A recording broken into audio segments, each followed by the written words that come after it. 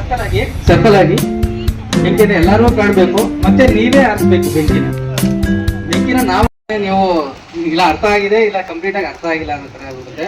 ಹೇಳಿ ಏನು ಡೌಟ್ ಇದೆ? ಹಾ ಸರ್, ನೀವು ಆದಷ್ಟು ಅದಕ್ಕೆ ಎವಾಕ್ಯೂಷನ್ ಡ್ರಿಲ್ ಅಂತೀವಿ. ತುಂಬಾ ಜನಸಮೂಹ ಇರೋಂಥ ಇವಾಗ ಅವ್ರು ಏನ್ ಕೇಳ್ತಿದ್ರೆ ಜನಸಮೂಹ ಇರ್ತದೆ, ಬೆಂಕಿ ಒಂದು ಗಾಬರಿಯಿಂದ ಆ ಒಂದು ಬೆಂಕಿ ಇನ್ಸಿಡೆಂಟ್ಗೆ ಗಾಬರಿಯಿಂದ ಏನ್ ಮಾಡ್ತಾರೆ ಎಲ್ಲ ಒಂದೇ ಒಂದು ಇವಾಗ ಒಂದು ಡೋರ್ ಇರುತ್ತೆ, ಎಲ್ಲರೂ ಓಡೋಗ್ತಾ ಇರ್ತಾರೆ ಅಲ್ವಾ?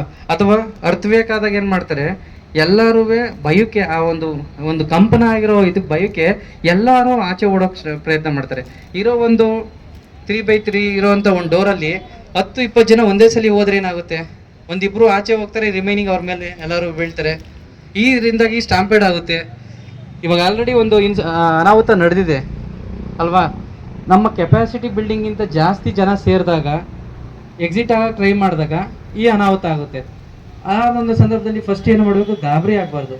ಆಯಿತು, ಫಸ್ಟು ಅದನ್ನ ಹ್ಯಾಂಡಲ್ ಮಾಡೋಕ್ಕೆ ಏನು ಬೆಂಕಿ ಆರ್ಸೋಕ್ಕೆ ಪ್ರಯತ್ನ ಮಾಡ್ತಾ ಇರಬೇಕು. ಅಥವಾ ಕೆಲವರು ಹೋಗೋಕ್ಕೆ ಲೈನ್ ಬೈ ಏನಿರುತ್ತೆ ಅದನ್ನ ಒಂದು ಸೈಡಲ್ಲಿ ಸ್ಟೇರ್ ಕೇಸ್ ಹತ್ರ ಒಂದು ಸೈಡಲ್ಲಿ ಹಾಸ್ಕೊಂಡು ಹೋಗ್ತಾ ಇರಬೇಕು. ಬೇರೆ ಫೈಟ್ ಮಾಡೋಕ್ಕೆ ಅನುಕೂಲ ಮಾಡಿಕೊಡ್ಬೇಕು. ಒಂದು ಸ್ಟೇರ್ ಕೇಸಲ್ಲಿ ಎಲ್ಲರೂ ಒಂದೇ ಸಲ ಎಲ್ಲ ಹಿಮ್ಮುಖವಾಗಿ ಬರ್ತಾ ಇದ್ರೆ ಬೆಂಕಿ ಆರ್ಸೋದು ಯಾರು ಅಲ್ವಾ? ಬೆಂಕಿ ಆರ್ಸಕ್ಕೆ ಹೋಗೋಕ್ಕೆ ಒಂದು ಸೈಡ್ ಮಾಡಿಕೊಟ್ಟು ನೀವು ಒಂದು ಸೈಡ್ ಬೇರೆಯವ್ರು ಬರ್ತಾ ಇರಬೇಕು. ಮತ್ತೆ ಎಲ್ಲರೂ ಬೇಗ ಹೋಗ್ಬೇಕು ಅನ್ನೋ ಒಂದು ಮನಸ್ಥಿತಿಲಿ ಅವ್ರವ್ರ ಮೇಲೆ ಒಬ್ರು ಬೀಳೋದು, ಉಸಿರುಗಟ್ಟಂತ ವಾತಾವರಣ ಸೃಷ್ಟಿಯಾಗುತ್ತೆ ಅಲ್ವಾ? ಅದನ್ನ ಬೆಂಕಿ ಆಗ್ತಾನೆ ಸ್ಟಾರ್ಟ್ ಆಗ್ತಾ ಇರುತ್ತೆ. ಅಷ್ಟಕ್ಕೆ ಅಷ್ಟು ಜನ ಗಾಬರಿ ಆದ. ಒಂದೇ ಮಾತಲ್ಲಿ ಹೇಳ್ಬೇಕು ಅಂದ್ರೆ, ಬೆಂಕಿ ಆದ ತಕ್ಷಣ ಗಾಬರಿ ಆಗ್ಬೇಡಿ. ಅದು ಬೆಂಕಿ ಆರ್ಸೋದು ಹೇಗೆ ಅಂತ ಯೋಚನೆ ಮಾಡಿ. ಆರ್ಸಕ್ಕೆ ಯಾರಾದ್ರೂ ಒಬ್ರು ಇನಿಷಿಯೇಟ್ ಮಾಡಿ, ಧೈರ್ಯ ಮಾಡಿ. ಎಲ್ಲರೂ ಗಾಬರಿಯಾಗಿ ಓಡೋದ್ರೆ ಆರ್ಸೋದು ಯಾರು ಅಲ್ವಾ? ಪ್ಯಾನಿಕ್ ಆಗಬಾರ್ದು. ಮತ್ತೆ ಎಲೆಕ್ಟ್ರಿಕಲ್ ಶಾರ್ಟ್ ಸರ್ಕ್ಯೂಟ್ ಆಗ್ತಾ ಇದೆ. ತುಂಬಾ ಯಾಕೆ ಆಗ್ತಾ ಇದೆ? ಒಂದು ಪ್ರಾಪರ್ ಎಲೆಕ್ಟ್ರಿಷಿಯನ್ ಹತ್ರ ಎಲೆಕ್ಟ್ರಿಕಲ್ ಇನ್ಸ್ಟಾಲೇಷನ್ಸ್ ಆಗಿರಲ್ಲ. ತುಂಬ ಓಲ್ಡ್ ಎಲೆಕ್ಟ್ರಿಕಲ್ ವೈರಿಂಗ್ ಇರುತ್ತೆ. ಆ ಓಲ್ಡ್ ಎಲೆಕ್ಟ್ರಿಕಲ್ ವೈರ್ನ ನೀವು ರೀಪ್ಲೇಸೇ ಮಾಡಿರಲ್ಲ. ಅದ್ರ ಕೆಪಾಸಿಟಿಗಿಂತ ಜಾಸ್ತಿ ನೀವು ಆ ಒಂದು ಪಿನ್ಗಳಿಗೆ ಜಾಸ್ತಿ ಲೋಡ್ ಆಗ್ತಾ ಇರ್ತಾರೆ. ಓವರ್ ಹೀಟಿಂಗ್ ಆಗ್ತಾ ಇರುತ್ತೆ, ಓವರ್ ಲೋಡಿಂಗ್ ಆಗ್ತಾ ಇರುತ್ತೆ, ಲೂಸ್ ಕನೆಕ್ಷನ್ಸ್ ಇರುತ್ತೆ, ಪ್ರಾಪರ್ ಇನ್ಸ್ಟಾಲೇಷನ್ ಆಗಿರಲ್ಲ. ಓಕೆನಾ? ಈ ಎಲ್ಲ ಸಮಸ್ಯೆಗಳು ತುಂಬ ಇದಿರುತ್ತೆ, ತೊಂದರೆಗಳಿರುತ್ತೆ. ಅವನ್ನೆಲ್ಲ ನೀವೇನು ಮಾಡಬೇಕು? ರೆಕ್ಟಿಫೈ ಮಾಡಿಸ್ಬೇಕು. ಪ್ರಾಪರ್ ಎಲೆಕ್ಟ್ರಿಷಿಯನ್ಸ್ ಹತ್ರ ಒಂದು ಇದು ಹಾಕಬೇಕು. MCBಗಳು ಯೂಸ್ ಮಾಡಬೇಕು. ಸರ್ಕ್ಯೂಟ್ ಮಿನಿಯೇಚರ್ಗಳು ಇರುತ್ತಲ್ಲ ಅವನ್ನ ಯೂಸ್ ಮಾಡಬೇಕು. ಇನ್ ಕೇಸ್ ಓವರ್ ಲೋಡಿಂಗ್ ಆದರೆ ಅದು ಇಮಿಡಿಯೇಟ್ಲಿ ಆ ಒಂದು MCB ಕಟ್ ಆಫ್ ಆಗಬೇಕು ಅಲ್ವಾ? LCP ಎಲ್ಲ ಇದೆ. ಅವನ್ನೆಲ್ಲ ನೀವು ನಿಮ್ಮ ಒಂದು ಸ್ಟೋರ್ಗಳಲ್ಲಿ ಅಥವಾ ನಿಮ್ಮ ಒಂದು ಬಿಲ್ಡಿಂಗ್ಗಳಲ್ಲಿ ಇನ್ಸ್ಟಾಲೇಷನ್ ಮಾಡಿಸ್ಬೇಕು. ಎಲ್ಲೆಲ್ಲಿ ವೀಕರ್ ಕೇಬಲ್ಸ್ ಇದೆ ಅದನ್ನು ರಿಮೂವ್ ಮಾಡಿಸ್ಬೇಕು. ಮತ್ತು ಎಲೆಕ್ಟ್ರಿಕಲ್ ಇನ್ಸಿಡೆಂಟ್ ಫೈರ್ ಆಗೋದನ್ನ ಅಂತ ಅವಾಯ್ಡ್ ಮಾಡೋಕ್ಕೋಸ್ಕರ ಅದು ಇನ್ಸುಲೇಟೆಡ್ ಕೋಟಿಂಗ್ ಇರೋವಂಥ ವೈರ್ಗಳನ್ನ ಯೂಸ್ ಮಾಡಬೇಕು. ISI ಮಾರ್ಕ್ ಇರೋವಂಥ ಎಲೆಕ್ಟ್ರಿಕಲ್ ವೈರ್ಗಳು ಯೂಸ್ ಮಾಡಬೇಕು ಅಲ್ವಾ? ಮತ್ತು ಸುಮ್ಮನೆ ಏನೋ ಒಂದು ಇಂಪ್ರಾಪರ್ಲಿ ಅಥವಾ ಯಾವುದೋ ನಾಲೆಡ್ಜ್ ಇಲ್ದಲೆ ಸುಮ್ಮನೆ ಅರ್ಥಿಂಗು ಅಥವಾ ನ್ಯೂಟ್ರಲ್ ಇವ್ಯಾವು ಗೊತ್ತಿಲ್ಲದಿರೋ ಇನ್ಸ್ಟಾಲೇಷನ್ ಮಾಡಬಾರ್ದು. ಪ್ರಾಪರಾಗಿ ಇನ್ಸ್ಟಾಲೇಷನ್ಸ್ ಮಾಡಿಸ್ಬೇಕು ಅಲ್ವಾ? ಕೆಲವರು ಹೆಂಗೋ ರಾಂಗ್ ಕನೆಕ್ಷನ್ಸ್ ಕೊಟ್ಟಿರ್ತಾರೆ, ಅದರಿಂದ ಹೀಟಾಗಿ ಫೈರ್ ಆಗೋ ಚಾನ್ಸಸ್ ಇರುತ್ತೆ. ಮತ್ತು ಒಂದೇ ಪ್ಲಗ್ಗೆ 10 ಸಾಕೆಟ್ನ ಇದು ಮಾಡ್ತಾ ಇರ್ತಾರೆ.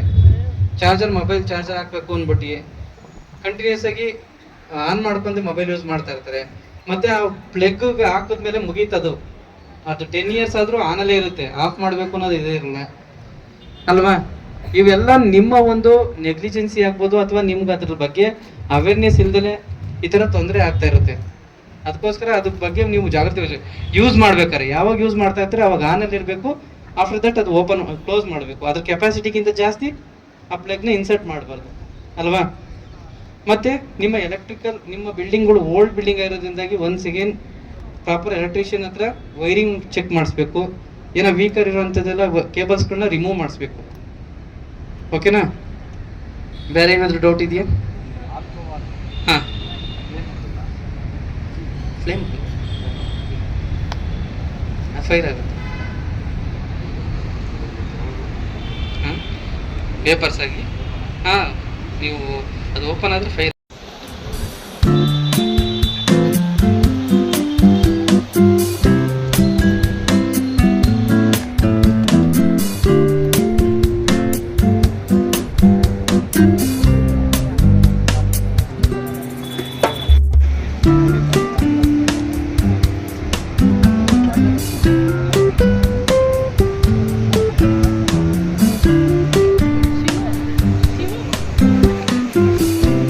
ಇನ್ ಕೇಸ್ ಅದು ದೊಡ್ಡ ಪ್ರಮಾಣದಲ್ಲಿ ಆದಾಗ ನಮ್ಮ ಗಾಡಿ ಬಂದಾಗ ಹೇಗೆ ರೀತಿ ನಮ್ಮ ಹತ್ರ ಬ್ರಾಂಚಸ್ ಇದೆ, ಯಾವ ರೀತಿ ವಾಟರ್ ಡೆಮೋ ಮಾಡ್ತಾರೆ ಅಂತ, ಇನ್ ಕೇಸ್ ಮರ ಫೈರ್ ಆದ್ರೆ, ಮನೆ ಫೈರ್ ಆದ್ರೆ ಯಾವ ರೀತಿ ಮಾಡ್ತಾರೆ ಅಂತ ನಿಮ್ಗೆ ಡೆಮಾನ್ಸ್ಟ್ರೇಷನ್